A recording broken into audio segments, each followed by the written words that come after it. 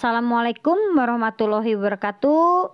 Untuk pertemuan kali ini mata pelajaran prakarya dan kewirausahaan, kita mengambil judul tentang perencanaan usaha pengolahan makanan fungsional, yang mana di perencanaan usaha ini dibagi menjadi 6. Yang akan dibahas di peta konsepnya adalah pengertian, ide dan peluang usaha, sumber daya, administrasi dan pemasaran, komponen perencanaan usaha, langkah penyusunan perencanaan usaha. Tujuan pembelajaran kali ini adalah: 1. Merencanakan usaha. 2. Mengolah makanan fungsional. Pengertian dari perencanaan usaha di sini merupakan suatu fungsi manajemen yang berhubungan dengan pemilihan visi, misi, dan tujuan, strategi kebijakan, produk, aturan, program, dan anggaran. Pengolahan makanan adalah kumpulan teknik yang digunakan untuk mengubah bahan mentah menjadi produk makanan jadi. Makanan fungsional itu makanan yang mengandung nutrisi atau zat tertentu dan suatu ada di makanan tersebut. Makanan fungsional memberikan nilai tambah dan kelebihan, yaitu memilih nilai gizi dan berpengaruh positif bagi kesehatan tubuh.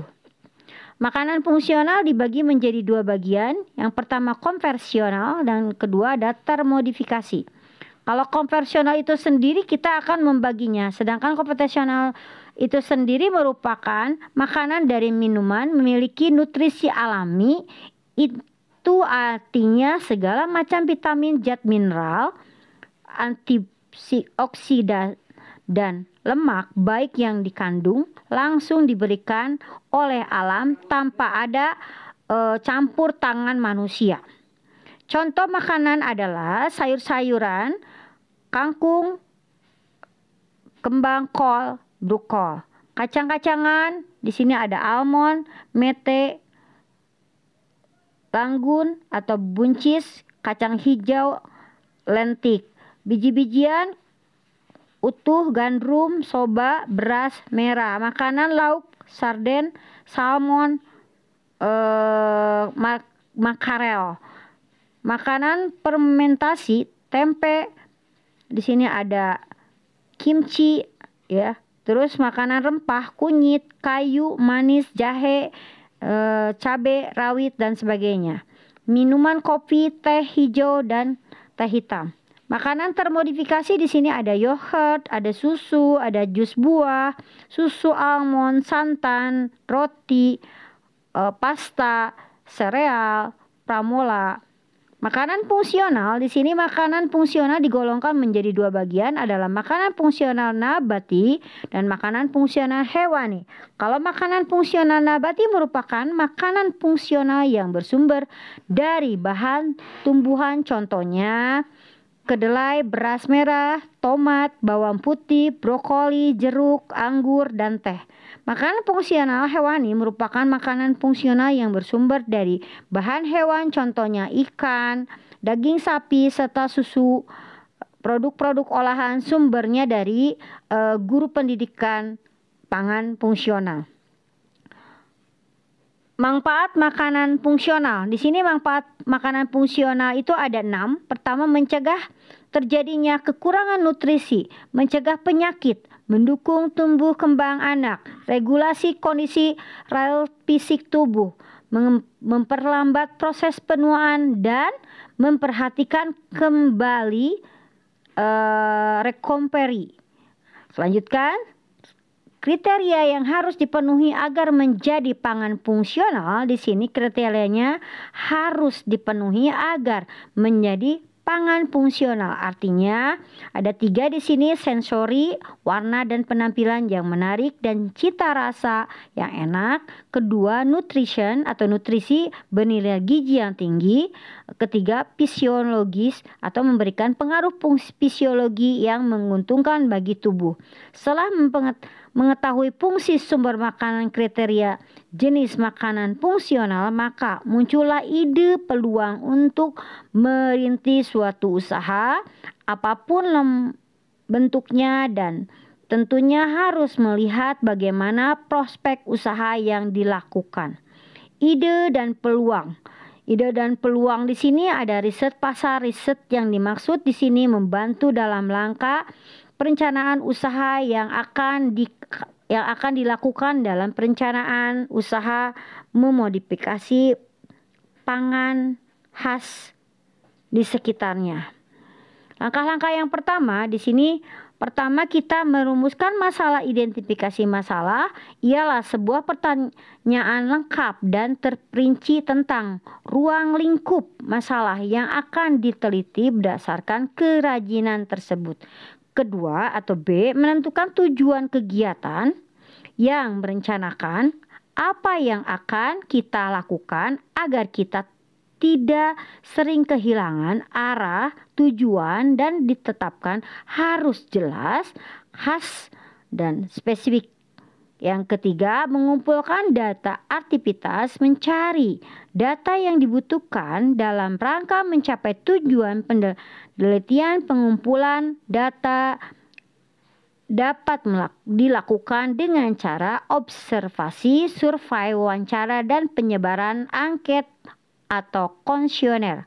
Yang keempat, analisa data suatu proses atau upaya untuk mengolah data menjadi informasi baru sehingga karakter data menjadi lebih mudah untuk memeriksa, memberikan, mengubah, dan membuat. Kelima, interpretasi hasil sebuah bentuk dari kegiatan untuk melakukan penggabungan terhadap sebuah hasil dari analisa dengan berbagai macam pertanyaan, kriteria maupun pada sebuah standar tertentu guna untuk dapat menciptakan sebuah makna dari adanya sebuah data yang telah dikumpulkan oleh individu dan kelompok. Di sini gambar perencanaan usaha. Tadi udah disebutkan, ada riset, ada hasil riset. Contohnya udah disebutkan tadi di atas. Yang selanjutnya adalah analisa SWOT. Analisa SWOT di sini analisa SWOT suatu analisa terhadap lingkungan internal dan eksternal wirausaha. Analisa internal lebih menitik beratkan pada kekuatan dan kelemahan. Sedangkan eksternalnya di sini memilih peluang dan ancaman. Sumber daya yang dibutuhkan di sini ada sumber daya ada 6M ya. Pertama, money, man, mesin, material, market, dan metode. Kita penjelasan tentang 6M. Pertama, money. Money adalah uang. Uang di sini sangat dibutuhkan untuk menjalankan usaha yang dirintis. Akan tetapi karena makanan fungsional banyak bahan baku dari dalam, sehingga sebagian masyarakat menanam bahan baku sendiri kemudian diproduksi sendiri dan itu akan sedikit menghemat pengeluaran. Yang kedua adalah man atau manusia. Sumber daya manusia dalam pengolahan makanan fungsional harus memiliki kemampuan yang dibutuhkan. Sangat penting untuk memperhatikan kemampuan dan keterampilan yang dimiliki oleh sumber daya manusia tersebut. Yang ketiga adalah mesin. Mesin di sini sangat penting untuk menjalankan kegiatan usaha. Dengan adanya bantuan mesin, pekerja yang sulit dan dalam mengolah makanan fungsional dapat dikerjakan dengan lebih mudah dan menghemat waktu produksi. Seiring dengan perkembangan teknologi, sudah banyak mesin penggali yang model atau disusun dengan kegiatan produksi yang dibutuhkan. Material atau bahan baku di sini, bahan baku yang dibutuhkan harus memiliki kualitas yang baik karena berhubungan dengan kesehatan tubuh. Bahkan atau bahan baku yang dikualitas dapat menghasilkan produk yang juga berkualitas. Yang kelima, market atau pasar di sini untuk makanan fungsional harus memperhatikan target atau sasaran pasar karena tidak semua kalangan menginginkan atau membutuhkan produk ini. Yang keenam adalah metode atau cara kerja. Metode di sini harus mempertimbangkan tujuan usaha yang ingin dicapai, anggaran uang, waktu, produk, dan sumber daya manusia. Menggunakan metode manajemen yang tepat dapat membuat produk-produk berjalan dengan efisien. Yang selanjutnya adalah kita akan membahas tentang administrasi dan pemasaran. Administrasi dan pemasaran di sini menurut Ubert dalam arti luas Administrasi adalah menyusun dan mencatat data informasi secara sistematis baik internal maupun eksternal sebagai upaya untuk menyediakan keterangan serta memudahkan untuk mendapatkan kembali baik itu sebagian ataupun seluruhnya. Sedangkan definisi administrasi dalam artian sempit dikenal dengan istilah kata usaha. Di sini sumbernya dari Wakmare, manajemen pengertian administrasi. Ciri-ciri administrasi di sini ada 4. Pertama, administrasi suatu kelompok atau organisasi yang terdiri dari 2 atau lebih. B. Terdapat kerjasama antara pegawai dan atasan. C. Terdapat suatu proses atau usaha. D. Adanya sebuah bimbingan dan kepemimpinan dan pengawasan. E.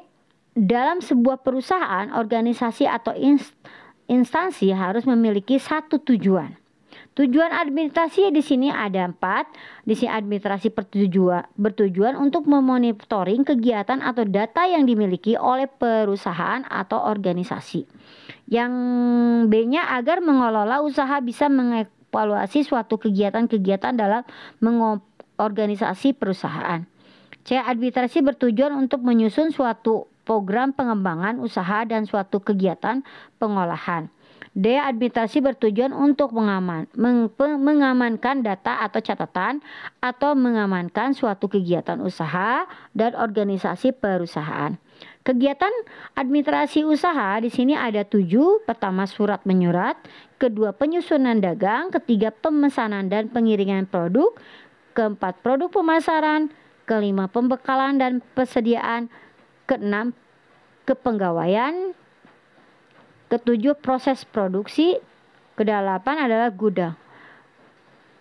Pelengkapan administrasi usaha buku atau pembelian. Di sini ada 5. Kelengkapan administrasinya adalah buku persediaan barang, buku pembelian, buku penjualan, buku pelengkapan, dan kualitas faktur catatan dan sebagainya. Pemasaran.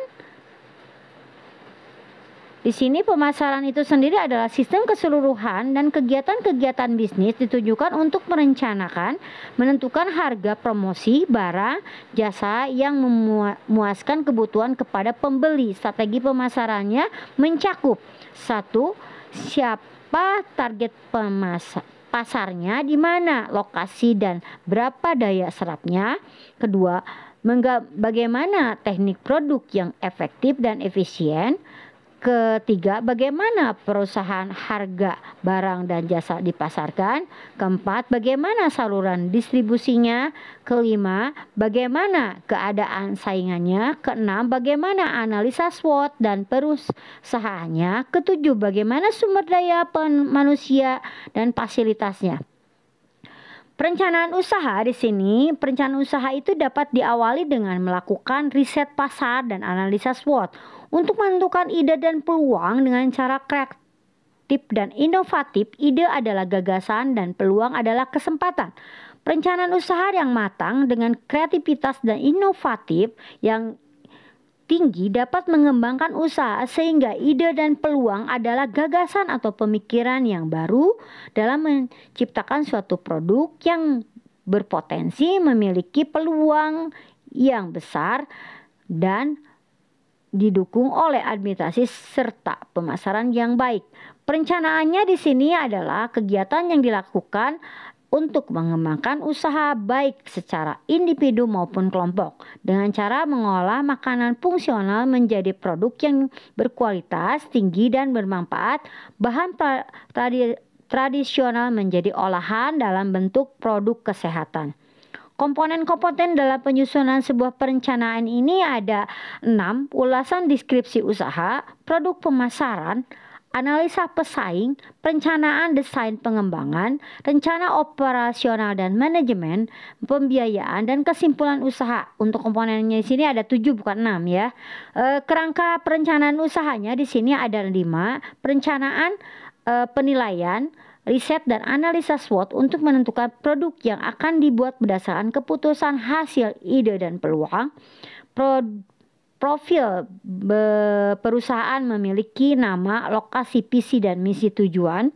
Yang ketiga, membiayai jumlah modal yang diharapkan dan tersedia. Keempat, produksi meliputi peralatan perusahaan yang perlu disediakan. Kelima, pemasaran meliputi segmen pasar dan promosi. Perencanaan bisnisnya di sini, perencanaan bisnis merupakan dokumen tertulis yang menjelaskan rencana perusahaan pengusaha untuk memanfaatkan peluang usaha yang terdapat di lingkungan. Sedangkan bisnis plan-nya di sini ada merupakan suatu dokumen yang menyatakan keyakinan dan kemampuan sebuah bisnis untuk menjual barang atau jasa dengan menghasilkan keuntungan memuaskan. Sekian dan terima kasih. Itu penjelasan mengenai peluang atau perencanaan usaha dan pengolahan makanan fungsional di mata pelajaran prakarya di SMA. Assalamualaikum warahmatullahi wabarakatuh.